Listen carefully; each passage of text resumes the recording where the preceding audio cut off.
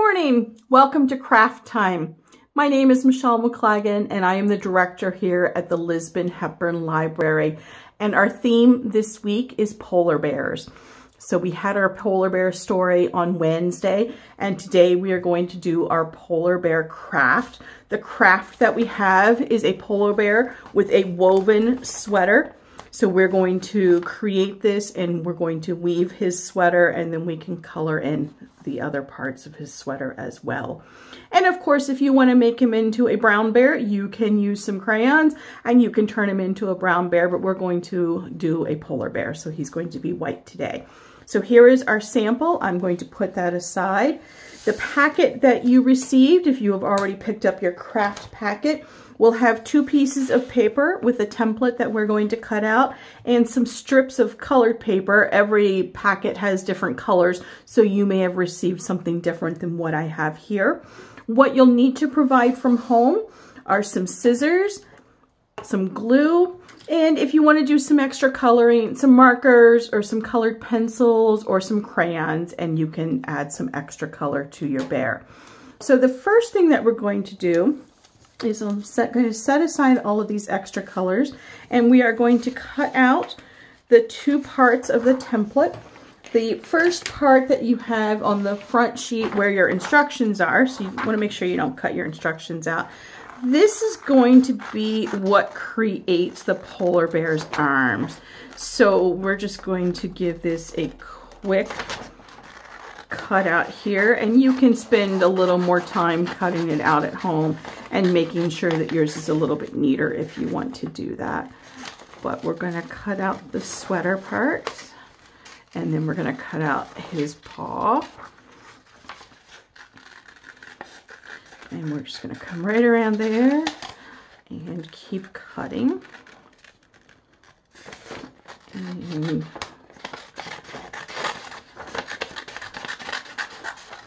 this part here is actually going to glue on the back of the snowman. So we're going to cut it out and then we're going to set it aside for later. And there is my scrap paper with my instructions. And then the second page, you're going to cut out around the outside. So we've got his feet and the bottom edge of his sweater.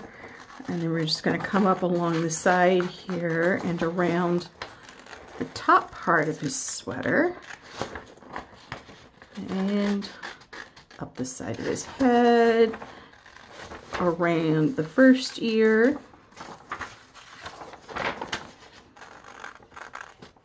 and if you need some help from an adult to cut some of these out, that is also fine. And we'll cut out his second ear. And down around the side of his head, around the top part of his little sweater, down his side, and around there, and then we're going to finish cutting out his feet.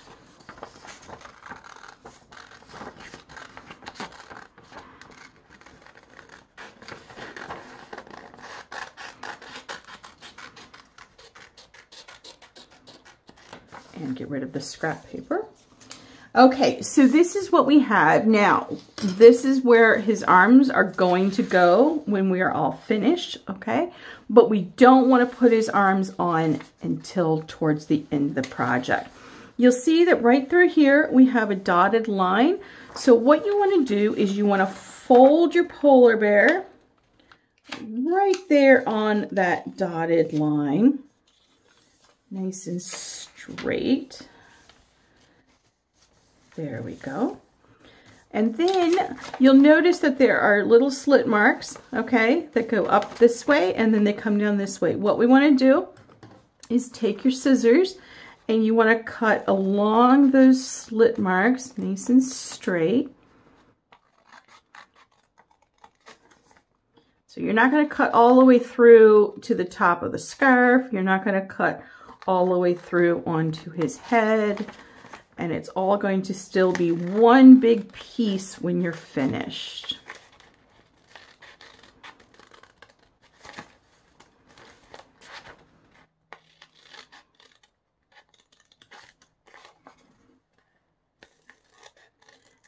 Okay, and after you've cut all the slit marks, you're going to take your your polar bear and you are going to unfold him, and you'll see now that there are slits, okay? Then you've got 4 pieces of one color, and then you have 4 pieces of another color. And what we are going to do is we are going to weave these onto his sweater. And I can do the first 4 all at the same time if I want to. What you're going to do is either go under or go over. You can do either way, but I'm going to go over the first one, and then I'm going to go into the little slit, and then I'm going to feed it through on the back side, and I'm going to come up the next one, okay? Then I'm going to go over, and then I'm going to go under, and then I'm going to come back up again. And sometimes it's helpful to flip it over so you can see where you're going. So over, under, over, under, over, then under, then back up this way. So under, over, under this last one, and then over the very last piece. So I have 4 strips that I did. I did my orange strips all together. Then what I can do, and you can do them individually. I just don't want to make you sit here and watch me do every single strip. So I'm going to separate them now so that they are not sitting all on top of each other. So kind of just pull 3 of them down this way and slide one of them up towards the top. So slide this one up towards the top. These I'm going to use later. And then I'm going to take my other color, which in my case is a green color, and I'm going to get one of those strips. Now this time you just want 1 strip, and I am going to go the opposite, over, under, but opposite of the orange one that I did. So the first green strip is going to go under, then it's going to come over, then it's going to go down through the slit and then back up again. So now you can see this one's going under, over, under, over. So I'm going to go under the next one, and then I'm going to come back up through the next slit and then go back down and come back up again, back down, and then my last one is going to go under. So you see how now I've got a different pattern with the colors. So it should look like that, kind of a basket kind of weave effect. Now, because I did my other orange strips, I can take one of those orange strips and scoot it up so that it's next to the green strip. And I only want to do that with one of them. I want to leave the other 2 down at the bottom. So now I have 3 rows done, and I'm going to take another green strip and take that one, and I'm going to do the same pattern that I did with my first green strip. So it's going to go under, and then it's going to come over, and then it's going to go under, and then over, and I'm going to do that across the whole thing. And again, sometimes it's easy to flip it over and see where you're going. It gets a little harder to do the further you get because you just have less space to work with. So there, my next green strip is exactly the same as my first green strip, and I'm just going to scoot that up a little bit. And it's okay if you still see the dotted line, that's fine. Now, I'm going to take another one of my orange strips and slide this one way, way, way up there. Just one of them, not both of them. And that gives me my next row. And now what I have is 1 more green strip to 2 more green strips to do. So I'm going to take that same pattern with my other greens, under the first one, over the next one, and then under again. and feed it through here, and then go back down and over, under,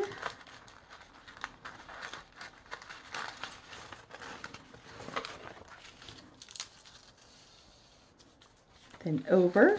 So I'm going to slide it down through there, pull it through, then back through the next slit,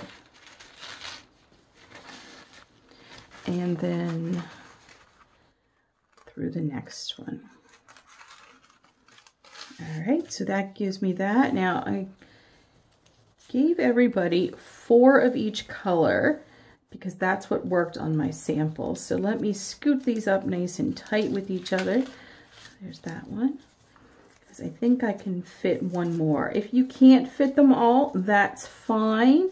If you get to a point where you need to kind of cut a little bit deeper on those slits, you can just take your scissors and do that. But I think I can probably fit another one in once I get those all tight together and push them upwards. So last green strip for me, same pattern again that I've done with my other green ones. And I am going to go under the first one and push that through. There we go. Over, and I'm going to slide it under. And again, sometimes flipping it over lets me see where those slits are a little bit better. And then we're going to go over the next one, then down between those, and then just slide that up there. I think I can make it fit through here. And if you can't quite make it fit, just take your scissors and just do a little tiny slit and it'll make it fit just fine. We'll go over and under.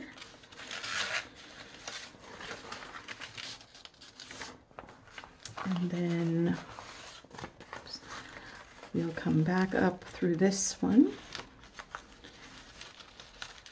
There we go. And then there's just one more to put it down through this last one. There we go. So those are all the strips that I have. So now we've got a nice little basket weave effect.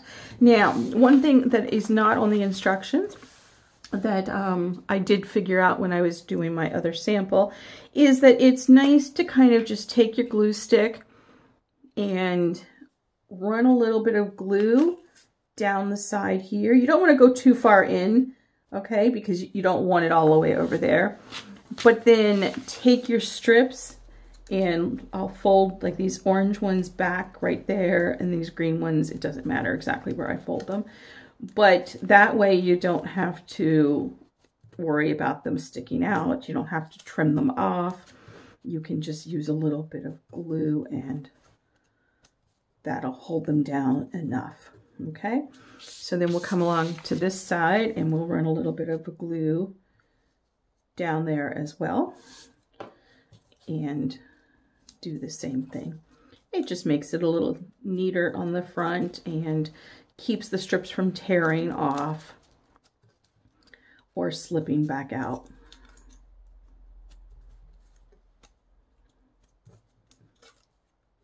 All right, so there we've got those sort of glued down.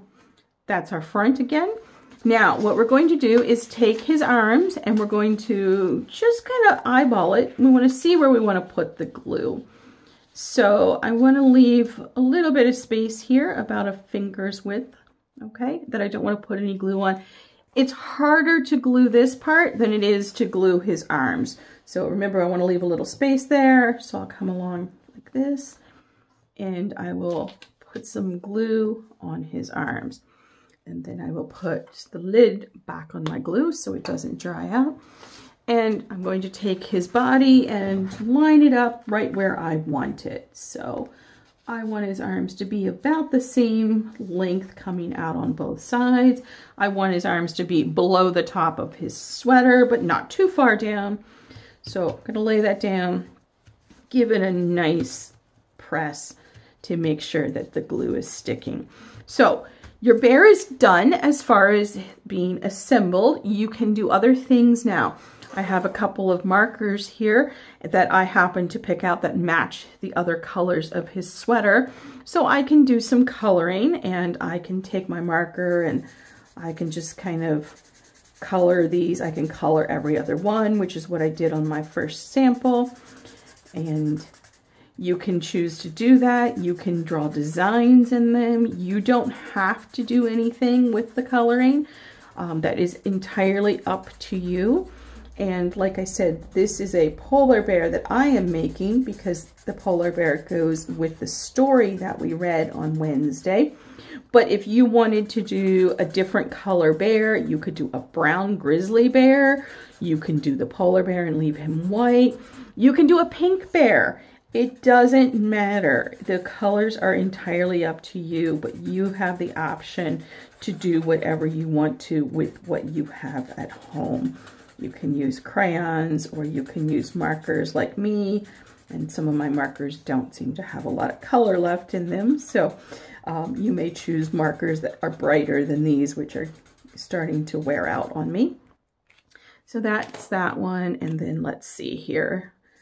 I can do a little bit of green and we can fill that in. You can always color in the middle of his ears. You can color in his nose if you want to. You can write your name on him. You can give him a name. In our polar bear story that we read, it was a mama polar bear who went swimming in the Arctic, and then she had some baby polar bears at the end of the story, and they went swimming back the next year. So this may be a mama polar bear. And we'll just give that a little color and do this last little arm over here from this part of the sweater. And that is it. That is all I am going to choose to do to my polar bear. But like I said, you're absolutely welcome to be creative and do whatever it is that you may want to do with your polar bear. So now I have a pair of polar bears. I have the sample that I did originally, and I have the one that we just did together today. I would love to see pictures of your polar bears. So if you have an opportunity to have an adult send a picture to the library, that would be wonderful. Or the next time you're in borrowing books, if you want to just bring me your polar bear and we can look at it, then you can take it back home and put it on your refrigerator or give it to somebody as a gift if that's what you prefer to do. That is it for our polar bear craft. Thank you so much for joining us this morning here at the Lisbon Hepburn Library.